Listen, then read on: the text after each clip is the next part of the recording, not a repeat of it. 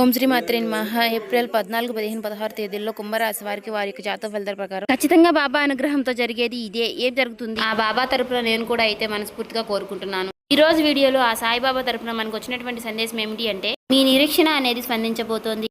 ఈ సందేశాన్ని ఎక్కడ కూడా స్కిప్ చేయకుండా చివరి వరకు చూడండి. రేపటి రోజున మీ జీవితంలో కనీ విరిగని ఆనందాన్ని మీరు పొందబోతున్నారని బాబా గారు ఈ రోజు ఒక చక్కటి సందేశం ద్వారా మన ముందుకైతే వచ్చారండి. మరి ఆ బాబా గారి యొక్క సందేశాన్ని పూర్తిగా వినండి. ఎక్కడా కూడా స్కిప్ చేయకుండా చివరి వరకు చూస్తేనే మేమేం చెప్తున్నామో మీకు పూర్తిగా అర్థమవుతుంది. అలాగే బాబా గారి యొక్క సందేశం మీకు మనస్ఫూర్తిగా నచ్చినట్లయితే తప్పకుండా ఈ వీడియోకి ఒక చిన్న లైక్ అయితే ఇవ్వండి. మీరు ఒక లైక్ ఇవ్వడం వల్ల మరికొందరికి రీచ్ అయ్యే అవకాశం ఉంటుంది. అలాగే మాకెంతో సపోర్టివ్గా కూడా ఉంటుంది. అలాగే కొత్తగా కనుక మన ఛానల్ని ఎవరైనా చూస్తుంటే కనుక దయచేసి సబ్స్క్రైబ్ చేసుకుని వాళ్ళు సబ్స్క్రైబ్ చేసుకోండి, మాకు సపోర్ట్ చేయండి. ఈ వీడియో కనుక మీకు నచ్చినట్లయితే ఓం శ్రీ సాయిరామ్ అని కామెంట్ చేయండి. అలాగే మరికొందరు మందికి సాయి భక్తులకి ఈ వీడియో షేర్ చేయండి. బాబా సందేశాన్ని మాత్రం మీరు తొందరపడి నెట్టివేయకండి. ఎందుకంటే ఈ రోజున మీకు ఎంతో మంచి శుభవార్తని మీ ముందుకు తీసుకువచ్చాను. ఇన్నాళ్ళ నుంచి మీకు ఏవైతే ప్రతిఫలం దక్కలేదో అది ఈ రోజున మీ చేతికి దొక్కబోతుంది. మీ నిరీక్షణ ఈ రోజు ఫలించబోతుంది. ఈ బాబా మాటను మీరు పూర్తిగా వింటారు కదా. అశ్రద్ధ చూపించకుండా ఒక్కసారి ఈ వీడియోని తరిమి తీరా ఆలకించి మీ మనసును ప్రశాంతంగా ఉంచుకునేందుకు ప్రయత్నం అయితే చేయండి. మరి ఈ సందేశంలో ఉన్నటువంటి పరమార్థం ఏమిటో తప్పకుండా తెలుసుకుందాం. ఏదైనా సరే ఇది మీకోసం చెప్తున్నటువంటి సందేశాన్ని మీరు వెనక్కి నెట్టివేయకండి. ఎన్నో నెలలు ఎన్నో సంవత్సరాల పాటు నుంచి మీ నిరీక్షణ నెరవేరడం లేదని ఎంతో నిరుత్సాహంతో మీరున్నారు. ఎంతో బాధతో కుమిలిపోతూ ఉన్నారు. ఎంతో దిగులుతో చాలా మదన పడిపోతూ ఉన్నారు. ఎన్నో బాధలను చాలా బాధలను ఎన్నాళ్లుగా మీరు అనుభవిస్తూ వచ్చారు. మీ నిరీక్షణ నెరవేరడం లేదని ఎంతో నిరుత్సాహంతో ఉన్నారు. ఆ బాబాపై ఎంతో అలకతో ఉన్నారు. కాబట్టి ఈ రోజు మీ నిరీక్షణ ఫలించబోతుందమ్మా. మీ బాబా మాటలను ఒక్కసారి తలిమి తీరా ఆలకించి నీ మనసును ప్రశాంతంగా ఉంచుకో. నువ్వు నమ్మకంగా సిద్ధంగా ఉన్నావా? అయితే నువ్వు తప్పకుండా ఊహించని రీతిలో నీ గమ్యానికి నిన్ను చేరవేయబోతున్నాను. నువ్వు చేయవలసిందల్లా పూర్తిగా శరణాగతి అవ్వడమే.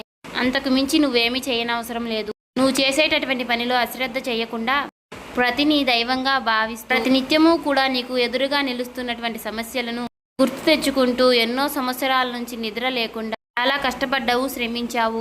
మరైతే నువ్వు అనుకున్నటువంటి లక్ష్యాన్ని నువ్వు చేరుకోకముందే దాని మీద అశ్రద్ధ చూపుతూ విశ్రాంతి తీసుకుంటూ అనవసరమైనటువంటి కాలయాపనలు చేస్తూ ఉన్నావు. కాలయాపన చేయొద్దు అని చెప్తున్నాను.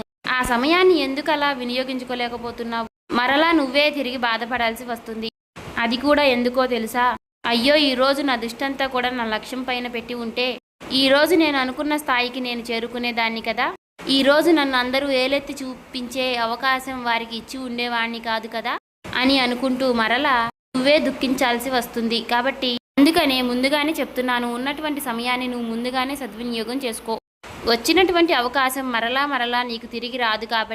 కాబట్టి వచ్చినటువంటి అవకాశాన్ని నువ్వు ముందుగానే పొంది తీరాలి. అలాగే ఈ మధ్యకాలంలో నువ్వు నీ దృష్టంతా కూడా కాలయాపన చేయడంలోనే నువ్వు మునిగిపోతున్నావు. నువ్వేమీ చేయకుండా నీకు నా సహకారం లభించాలి అంటే ఎలా కుదురుతుంది? అది మాత్రం అసలు జరగని పని. దేనికైనా సరే ముందు నువ్వు సిద్ధంగా ఉండాలి కదా. నీ వెనుకుండి నేనెప్పుడూ తోడుగా నడిపిస్తూ ఉంటాను.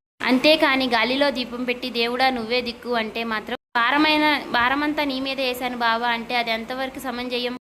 నువ్వు ఒక్కసారి ఆలోచించు. నువ్వు అడిగింది న్యాయవంతమైనదా? అలాగే నువ్వు అడిగినది నీ కుటుంబానికి మంచి చేసేది, ఎవరికి ఏ హాని చేయకుండా అంత గొప్ప లక్ష్యం ఇది. అందుకు నా సహకారం ఎందుకు నీకు ఉండదు చెప్పు అని ఎప్పుడూ కూడా నువ్వు అనుకోవద్దు. నా సహకారమే కాదు, నీకు ఎప్పుడూ కూడా సకల దేవతల యొక్క సహకారం అనేది తోడుగా ఉంటుంది. నీకు నేను చెప్పాలనుకుంటుంది ఒకటే, సమయాన్ని వృధాగా గడిపేస్తూ ఉన్నావు. నీ ఆలోచనలన్నీ కూడా తప్పుగా వ్యతిరేకంగా ఉంటున్నాయి. కానీ తప్పుగా అంటే నువ్వేమి తప్పుడు పనులు చేస్తున్నావని అర్థం కాదు. నువ్వు అనుకున్నటువంటి ఆలోచనలపై ఎప్పుడూ కూడా మధ్యలోనే తప్పుడు వ్యతిరేక ఆలోచనలతో ఆ పనులు ముగించేసేందుకు నువ్వు ప్రయత్నిస్తూ ఉన్నావు. ఒక్కసారి గుర్తు చేసుకో, నువ్వు అనుకుంటున్నది ఎప్పటికైనా విజయం సాధిస్తావు అనే లక్ష్యం నీలో ఉందా? అసలు నేనేమిటి, నా శక్తి ఏమిటి, నేను అనుకుంటే సరిపోతుందా? అది జరగాలి అంటే మాటలా ఏం చేస్తాంలే, ఇంత తక్కువ ఆదాయంతో నేను ఇంకా ఎంత కష్టపడాలి, దాని వలన నాకు నా శరీరానికి కష్టమే తప్ప శ్రమే తప్ప ఇక అందులో మాత్రం నాకు ఎలాంటి లాభము కనిపించడం లేదే, ఇలా అంటూ ప్రతికూలమైనటువంటి ఆలోచనలతో సతమతం అవుతూ దాని గురించి నువ్వు పూర్తిగా మర్చిపోయావు.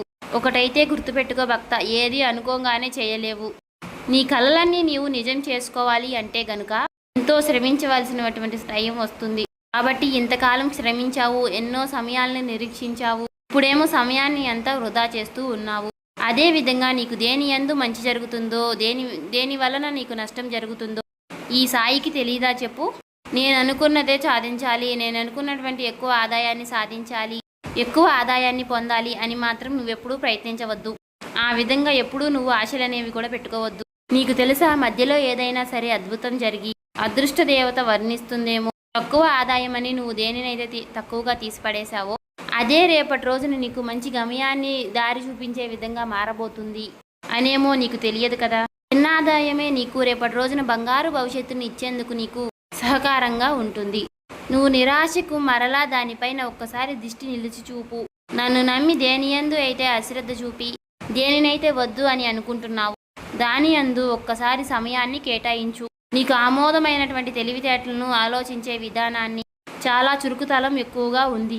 ఏదైనా కానీ సాధించేటటువంటి ఆత్మధైర్యం, ఏదైనా సరే నువ్వు ఆలోచిస్తే ఎలాగైతే నేను చెప్తున్నాను నీకు కూడా మంచి విజయం అందబోతోంది.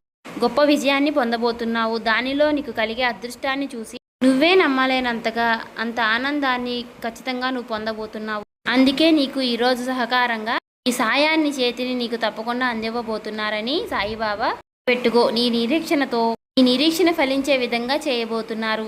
నా అనుగ్రహం తోడవగానే నువ్వు తప్పకుండా అనుభూతిని పొందుకుంటావు. ధైర్యంగా అడుగు ముందుకు వెయ్యి. అందులో నీకు ఎంతో ఉన్నతమైనటువంటి స్థితి కలగబోతోంది. నీకు నేను మాట ఇస్తున్నాను, ఈ సాయిని నువ్వు తప్పకుండా నమ్మి తీరాలి. నీకు ఉన్నత స్థితి కలుగుతుంది. తప్పకుండా నీకు ఆనందాన్ని కూడా సాయం దగ్గర చేయబోతున్నాను. నువ్వు నీ కుటుంబం సంతోషంగా ఉండేందుకు మంచి మార్గం ఇదే. కాబట్టి అనవసరంగా సమయాన్ని ఎప్పుడూ కూడా వృధా చేయవద్దు. సంతోషంగా సమయాన్ని గడిపేందుకు కాస్త శ్రమించాల్సిన అవసరం ఎంతో ఉంది. కాబట్టి శ్రమించు. ఎన్నో రోజుల నుంచి, ఎన్నో సంవత్సరాల నుంచి శ్రమించి చివరికి అందులో విజయాన్ని పొందేటటువంటి చివరికి నువ్వు ఇలా నిరుత్సాహపడిపోతే ఎలా చెప్పు? కాబట్టి అడుగులు ముందుకు వెయ్యి. ఈ సాయి అనుగ్రహం నిన్నెప్పుడూ సదా ముందుకు నడిపిస్తూనే ఉంటుంది. సంతోషంగా ఎప్పుడూ కూడా నువ్వు ఈ బాబా చెప్పేటటువంటి సందేహాలన్నీ కూడా కాస్త సమయం కేటాయించి ఆలకిస్తూ ఉండు.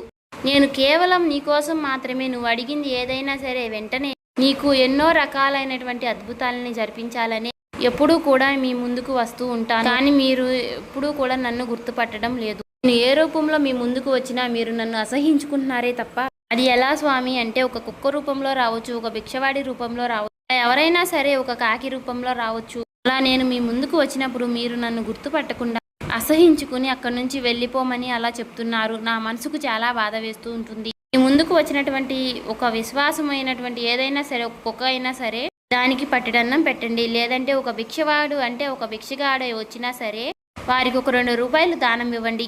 ఆ భిక్షగాని రూపంలోనే నేను తప్పకుండా భిక్షాటన చేస్తూ ఉండవచ్చు. ముందుకు వచ్చి నేను చేయి చాపినప్పుడు మీరు లేదు పోమన్నప్పుడు నేను చాలా బాధపడతాను. కాబట్టి ఇవన్నీ కూడా నువ్వు గుర్తుపెట్టుకొని కనీసం 1 రూపాయి అయినా సరే ఎవరైనా చేయి చాచి నిలబడితే 1 రూపాయి అయినా నువ్వు ఇవ్వాలి. నువ్వు ఇవ్వగలిగితే నా మనసు చాలా ప్రశాంతంగా ఉంటుంది. ఏదైనా సరే ఎప్పటి నుంచో కానీ లేదా ఒకసారి కానీ ఎవరైనా కానీ మీ బాధను అర్థం చేసుకున్నట్లుగా మీకు ఎప్పుడూ అనిపించడం లేదు. అయితే భగవంతుడు మాత్రమే నిన్ను అర్థం చేసుకున్నాడని నువ్వు పరిపూర్ణంగా నమ్మావు. కాబట్టి ఈ జీవితానికి నేను స్వయంగా ఒక పెద్ద సంపాదన ఇవ్వబోతున్నా. నీ ప్రయత్నానికి కాదు, నీ ప్రతిఫలమైనటువంటి ఒక మంచి మనసుకి నీ గతం దేవుడు నిన్ను తప్పకుండా చూశాడు. నువ్వెన్నిసార్లు విఫలమయ్యావో నాకు తెలుసు. నువ్వెన్నిసార్లు ఆశలు పెట్టుకున్నావు, ఎన్నిసార్లు ఆశలు అరియాసలు అయిపోయాయో నాకు. అలాగే నువ్వెన్నోసార్లు ఏడ్చావు. ఒక్కొక్క టైంలో నీకు అనిపించింది ఇక నాకు జీవితంలో మంచి జరుగుతుందా, నేనెందుకు ఇంత కష్టపడాల్సి వస్తుంది, ఎందుకు నాకు మాత్రమే ఇలా అన్నిట్లో ఎదురొస్తూ ఉంది అనుకుంటూ ఇలా చాలా కష్టాలని మోస్తూ ఉన్నావు. అవన్నీ కూడా నేను వింటూనే ఉన్నా. ఎందుకంటే నువ్వు నన్ను మర్చిపోయినా ఏ రోజు కూడా నేను నిన్ను మర్చిపోలేదు.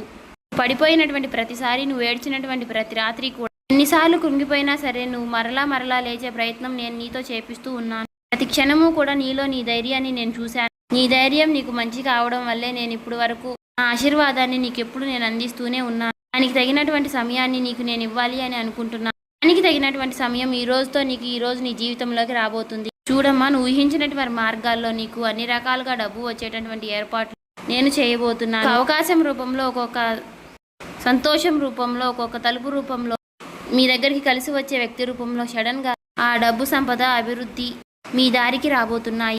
మీ చేతిలోకి పడే డబ్బు మీరు కోల్పోయినటువంటి సంవత్సరాల పరంగా రాబోతుంది. కోని చోట నుంచి నీకు నిలిచిపోయిన డబ్బు అంతా తప్పకుండా నీ చేతికి వస్తుంది. ఊహించినటువంటి వ్యక్తుల దగ్గర నుంచి నీ సహాయం అనేది తప్పకుండా వస్తుంది. నువ్వు ఊహించినటువంటి ఒక కొత్త అవకాశం అనేది నీ జీవిత తలుపు తడుతుంది. ఎందుకంటే నీకు భగవంతుడే ఇలా చెప్తున్నాడు, నీ జీవితం అనేది మారాలి అని. అది నేను నీకు తప్పకుండా నిర్ణయించాను అని. ఇప్పుడు నీలో జరిగేటటువంటి ఒక ఎనర్జీ, ఒక మార్పు తప్పకుండా పవర్ఫుల్గా ఉండబోతోంది. ఎందుకో తెలుసా, ఇదే ముగింపు, అదే ప్రారంభం. ఈ రెండింటి మధ్య పవిత్రమైనటువంటి సమయం. ఆ బాబా అన్ని రకాలుగా గ్రహించబోతున్నాను. అత్యధికంగా ప్రవహించేటటువంటి కొత్త సంవత్సరంలో కొత్త తలుపులు తెరవబోతున్నాయి. అంటే దరద్వారాలు తెరుచుకోబోతున్నాయి. అలాగే నీ గతం కూడా పూర్తిగా శాంతించింది. ఉగాది నుంచి కూడా నీ లైఫ్ అనేది ప్రకాశించబోతోంది. జరుగుతున్నటువంటి సంవత్సరంలో నీ జీవిత ఫలాన్ని పూర్తిగా మార్చబోతోంది. ఇప్పటి వరకు నీకు డబ్బు రాలేకపోయింది అంటే అది నీకు శిక్ష కాదు, అది నిన్ను సిద్ధపరిచేటటువంటి సమయంగా చెప్పుకోవచ్చు. ఇప్పుడు నీకు పూర్తిగా సిద్ధమయ్యావు. ఇప్పుడు నీకు నేను ఇవ్వడానికి సిద్ధంగా ఉన్నాను. అలాగే నేను హామీ ఇస్తున్నాను. గుండెకి చిరునవ్వు ఇచ్చేటటువంటి సంవత్సరం ఇది తప్పకుండా అవ్వబోతుంది అన్నమాట. సంపద, శాంతి, శుభవార్తలు, ఆనందం, సంతోషం అన్నీ కూడా నువ్వు ఒకేసారి చూడబోతున్నావు. నీ పేరు, నీ అదృష్టం, నీ భవిష్యత్తు అన్నీ కూడా ఈ విషయంలో కటిధ్వరించడం మొదలు పెడతాయి. నీకు జరగబోయేటటువంటి మిరాకిల్స్ అయితే ఇవన్నీ కూడా నువ్వు విందామనుకునే కళలు యాదృచ్ఛికం వారికి ఉన్నటువంటి నీ హృదయం శుభసూచనలకు సంకేతమైనట్టే. నీ జీవితం అంచెలంచెలుగా మార్చేయబోతున్నాను. నీ ఆత్మలో భయం అనేది తగ్గిపోయి పూర్తిగా ధైర్యం అనేది వస్తుంది. అలాగే నీ వైపుకు నేను పూర్తిగా నడిచి రాబోతున్నాను. చూడమ్మా, ఏదేమైనా సరే నీ జీవితం పూర్తిగా మార్చేయడానికి నేనే కదిలి రాబోతున్నాను. కొన్ని సంవత్సరాల క్రితంగా నువ్వు విన్నటువంటి ఈ యొక్క సందేశం అసలు యాదృచ్ఛికం కానే కాదు. ఇది నీకు ఒక పిలుపని అనుకో. నేను చెబుతున్నటువంటి నీ సందేహం, నీ జీవితం ఎందుకు ఆలస్యమైనది అని దాని గురించే నువ్వు ఆలోచిస్తున్నావు కదా. రోజు మనం చెప్పుకున్నటువంటి సత్యాలే అని చెప్పుకోవచ్చు. నీ జీవితంలో డబ్బు ఎందుకు ఆలస్యమైనదో తెలుసా? మీ హృదయం ఒక్కసారిగా ఎక్కువగా బాధపడడానికి కారణం ఏమిటో తెలుసా? ఎందుకంటే ఈ ప్రశ్నని నువ్వు ఎన్నోసార్లు నువ్వే అడుగుతూ ఉన్నావు. ఎందుకు నాకు మాత్రమే ఆలస్యం చేస్తున్నాడు ఆ భగవంతుడు? ఎందుకు నేను ఇంత కష్టపడినా నాకు ఫలితం రావడం లేదు అని అడిగావు కదమ్మా. చూడమ్మా, నువ్వు ఎంతో చాలా మంచి పవిత్రమైనటువంటి మనస్తత్వం కలిగిన దానివి. నుండి నీకు రావాల్సిన డబ్బంతా ఆగిపోయేటట్టుగా చేశాను. నీ నోటి నుంచి కరిగిపోయేటట్టుగా చేశాను. ఎందుకంటే నువ్వు మొదటిసారి నన్ను అర్థం చేసుకుంటున్నావు. ఈ ఆలస్యం అనేది ఒక శిక్ష కాదు, నీకు రక్షణలా. భగవంతుడు నిన్ను అన్ని రకాలుగా మంచివాడిలా చేయాలని, చేతిలోకి వచ్చేటటువంటి డబ్బు కూడా నీకు మంచి శుభమయంగా ఉండాలని, అందుకే కొన్ని రకాలుగా ఆలోచించి చూశారు కదండి. ఈ వీడియో నచ్చినట్లయితే సబ్స్క్రైబ్ చేసుకొని మన ఛానల్కి లైక్ చేసి సపోర్ట్ చేయండి.